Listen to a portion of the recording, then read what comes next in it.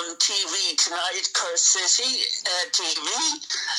That bollock still hasn't come back, so I'm still filling in for it. I hope I never see that band again before we start that we're on the radio, because if I ever catch up with them, they won't know what's hit them. So now, introduce you to Mr. Steve. Hey, hello. How are you doing? I'm doing good, David. It's good to be here on the TV show with you. So you've been working and telling stories lately? Yeah, I've been working telling stories and writing new stories as well. And it's been great. It's been great working with you on the Curse City, and because I started writing it last year, and it's great to see it come to life now. And with your help, it's been fantastic. Oh, super. So tell me, David. Just before we start, in the last Curse City, we heard some of your music, which is brilliant. How and when did you get into music, really, initially? Well, from a kid, I kind of was in a choir, in the church choir, and then I joined the Virgin Prunes as a chicken and told the story, and I think that was my way into the band. And then I became a narrator and singer of the Virgin Prunes. And then when that ended, I was in the Prunes, and now I'm a solo artist, David Bassaris. Oh, brilliant. Well, David, your music is very experimental, and of course the Virgin Prunes were very experimental as well. When you write words and for songs, lyrics, where do the ideas come from? Do they just sort of pop into your head, or some can come by humming a tune, like something like The Man Falls Down came from basically coming out of a nightclub, and this bass line came to my head, and then I started humming these kind of lyrics kind of thing, and then the chorus came. So by the time I was home that evening, the song was pretty much written. I was just going to say, I heard you write some books, and I believe they do good. Oh, thanks for asking. Yeah, I've written 4 books altogether, and I'm part of an anthology of Irish folklore. Yeah, books on folklore and mythology, and Irish mythology and folklore, My interest in Irish folklore and mythology was big inspiration for writing The Curse City. So it's great to combine that, the ancient, with the contemporary, with what you do, David. Well, I think first we're going to listen to the music, and I hope it's not the music that was on the radio, but who knows what we're going to get tonight. Well, once upon a time, there was a cat. He was so cool. People wanted to buy him. He's the furry man. He's the man they call the furry man. He wants to get out, but he can't get out. He wants to do what he wants. He wants to make everyone do what he says, 'cause he's the furry man. And the furry man knows what he likes.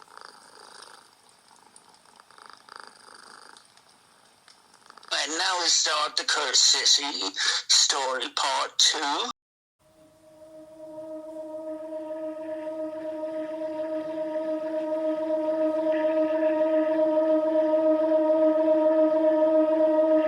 Sick as a dog, heads on fire. Is it a dream going on my head? Down in strange country, I think I'm Robin Mitchell. I saw it on TV.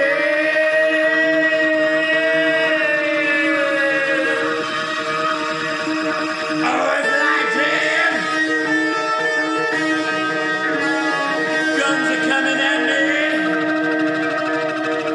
Must get out of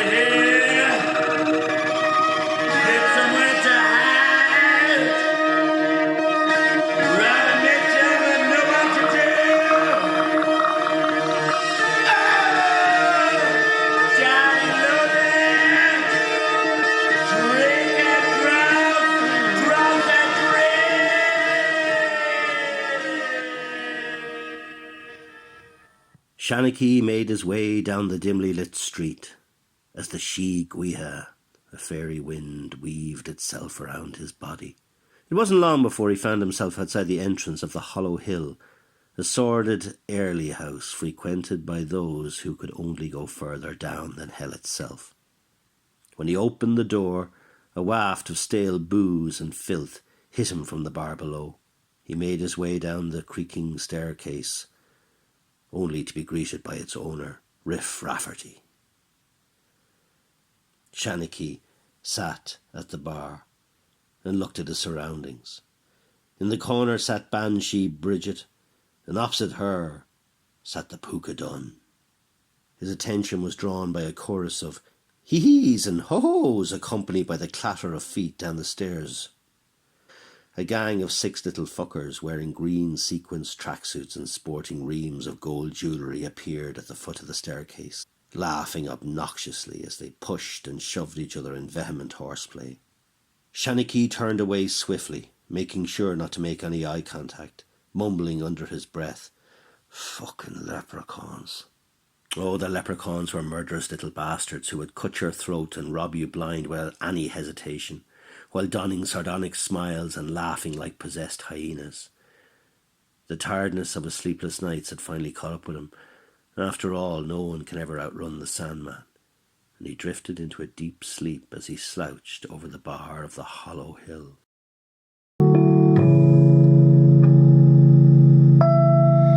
Lay me down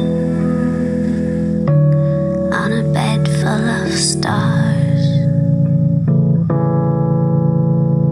and I won't think of anyone but you.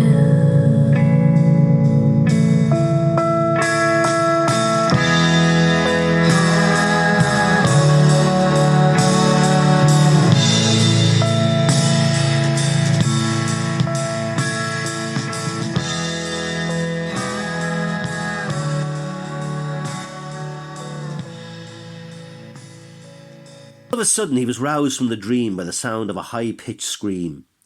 He looked down and saw that one of the leprechauns had shoved his hand into the pocket of his jacket. The wee bastard was obviously trying to rob him, and had unwittingly shoved his thieving paw into a pocket full of salt. Shanachie always kept plenty of salt in his pockets because to the She it was like pure hydrochloric acid. The leprechaun was now howling in agony as he ripped his hand from the orifice, revealing a visceral mess of bones, gore and green blood. Shanachie thrust him to the ground, where he lay on his back, kicking his legs like an upended cockroach. There was a sort of brutal hilarity about those emerald-studded trainers with their ridiculous oversized gold buckles peddling in the air. Instinctively, Shanachie spun around on his bar stool, and sure enough, the 5 other leprechauns were coming at him, bearing brass knuckle-dusters raised up like those awful fighting Irish tattoos. They hissed like angry cats and cursed Shanachie. "Think you can do that, do you? Think you can do that, you bollocks? We'll tear you to pieces. We'll cut you. You bollocks, we'll cut you." It was both hilarious and terrifying all at once. "Stay back, you little fuckers, or I swear on my father's grave I'll burn the faces off you." The leprechauns retreated, knowing that Shanachie had the upper hand, and proceeded to grab their associate's kicking feet and drag him unceremoniously across the floor. When they got to the foot of the staircase, they started to yank their fallen comrade up the stairs, as his head bumped and smacked off each step on the way up. They were out of sight now, but Shanachie could hear them screaming back at him. "We'll get you, you humpy fucking who are you? We'll fucking get you, and we'll cut you, and we'll kill you, you stupid-looking bastard and ball bag. Yeah, we'll get you." Shanachie couldn't help but laugh at the thought of being called stupid-looking by a bloody leprechaun, but he knew that they were vengeful little bastards, and this would not be the end of it. Riff Rafferty was seething. Not only had he lost out on some serious gold, but he had to clean up the mess too. "Why do you even come in here, Shanachie? You don't drink, and you piss me customers off." Shanachie stared at Rafferty, who actually looked alive now rather than some fucker that nobody had bothered to tell him he was already dead. "Ah, calm down, Riff, I'll pay for the damages. And those wee shites always wrecked the place after they got enough of the rare old Mountain Dew." I'm going to have to call into Sister Midnight to see about my dreams. Leaving some gold on the counter to cover the damages, he climbed up the creaking stairs out onto the street above and made his way to the club hosted by the elusive Sister Midnight. And tonight was cabaret night. And David Basaris was performing. That would surely take his mind off things. Shaniki, that's you. Do you know me? I'm David. Shaniki, look at me. Okay, who are you? I am in a cursed city. The government tells so many lies. They tell the people to do all the time. The government are assholes. Don't eat those red meat or drink the wine. Mr. G has been blackmailed. He thinks it might be Sister Midnight or his ex-wife. Cut the knife like a knife. Maybe it's Mr. Bell or Mrs. Bell or those 7 daughters or Mrs. Pig wants to run the gig. Mr. Bell mean as hell. Mr. Bell likes to keep his eye on the ladies. Mrs. Bell has 7 daughters and their names sound the same. Rosemary, Rose Bell, Mary Rose, Rose May, Rosie Ann Bell, Annie Bell. Mrs. Bell, she has a secret. She's been sharing her bed with her daughter. And Rose talks and toes, and anything goes with Mary Rose. What's getting up to, we want to know.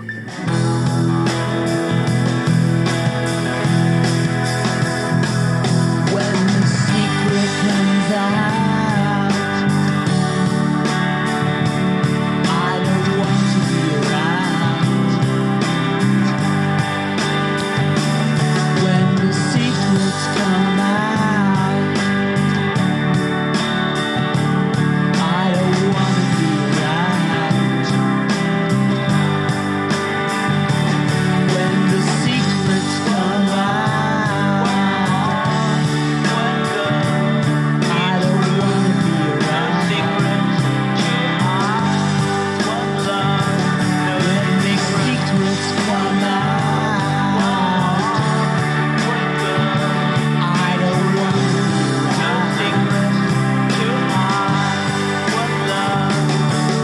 The secrets come out. There'll be so much pain and suffering, so much hell. Life won't be worth living. It all comes out.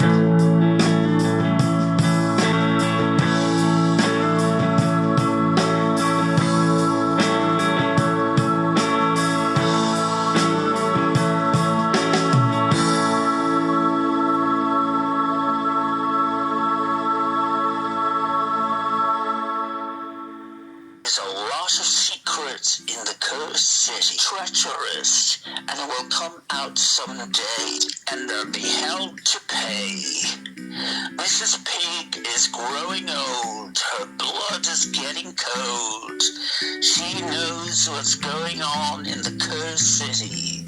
She knows the secrets of the cursed city. Mrs. Gunn, she will shoot you if she does not have her fun. Mr. Soulward lives in the wood. He is rarely up to anything good. Is he dead? Or is he asleep? The wood is dark and deep. He hasn't been seen since 1889. No one has seen him for a very long time. Mrs. Soulward lives in another wood, beyond the green and home. as a child. It does not look like a kid. What is that? Mr. Thorwood did. Say hello to Mr. Goldfish. He fears his woman, who looks like a rat. Who is that? Inside, there's an old dark room. It's Mad Maggie Fagan sings to the moon, lust after the moon, but full of fruitness. She wants her secrets to bed her looks for love, and traffic the moon run for cover and hide the lust. Who's playing with his shiny dick? The moon lives in hell now, but now Maggie has a boyfriend, and cold, ugly redhead. Let's hope they will be happy together. Wonderful to get afar, but never ever get into the car, 'cause you might end up dead with Mad Maggie Fagan and her ugly red head. Mr. T's ex-wife enters her bushy luxury club. She changed the name to Lisa Subdog. Never go for a mad bastard frog from the takeaway called Selection Box. Bridget Fagan, the Mad Moon fucking sister, watches Maggie turn into that rat. She lies in a hospital. Persis seems ready to die. Mr. Goldfish is full of delight, for he feeds the fish in his head. Have you ever seen the rat lady wearing a dress, walking down the road, or driving a real car fast? She is the rat lady. Oh, the rat lady and the goldfish now had a baby, and it's a big gold ratfish kid.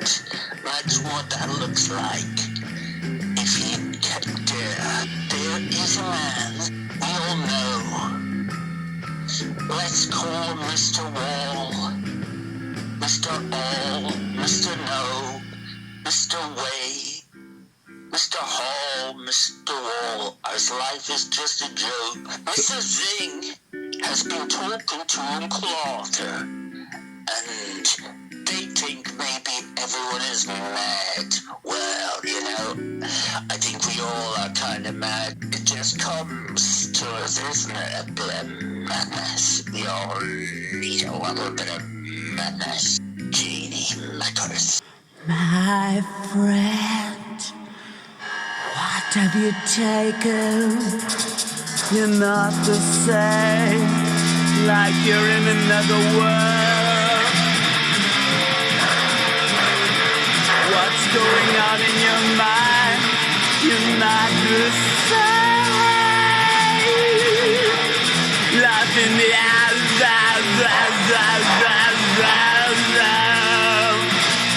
my friend says Sheila Garland's plucking the rainbow.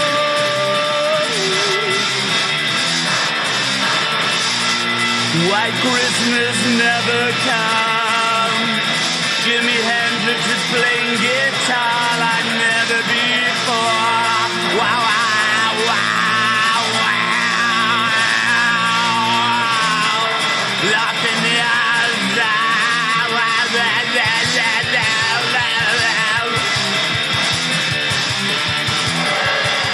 do something to try and help my friend. They say he's sick, we'll take him away. Locked in the